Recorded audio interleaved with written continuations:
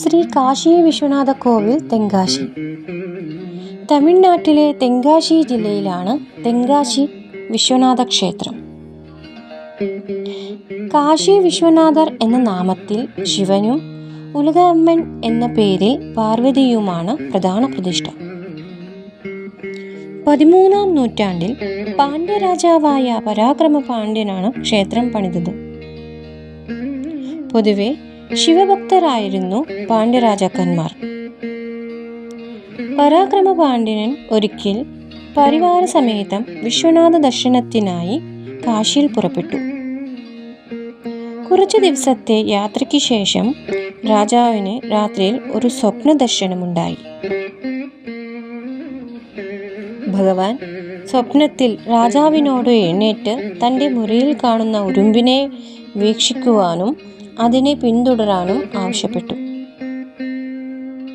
നിദ്ര വിട്ടെഴുന്നേറ്റ് രാജാവ് ഉറുമ്പിനെ കണ്ടുപിടിച്ച് അതിനെ പിന്തുടർന്നു.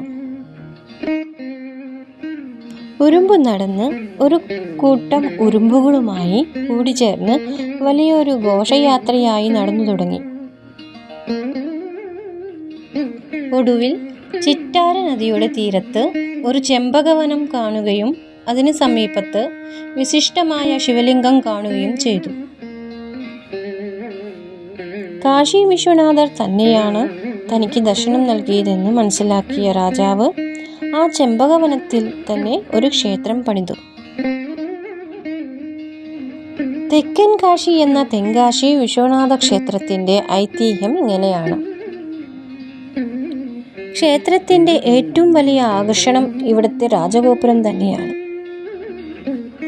7 നിലകളോടുകൂടിയ ഈ ഗോപുരം പണിതീർന്നത് 1990-ലാണ്.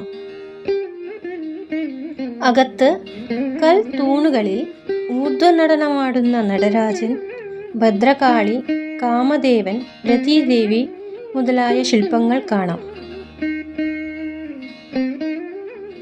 കാശി വിശ്വനാഥരുടെ സന്നിധിക്ക് ചേർന്ന് ഉലക അമ്മൻ തായാർ സന്നിധിയുണ്ട്. ഈ അടുത്ത കാലത്ത് 2025 കുംഭാഭിഷേകം നടന്നു.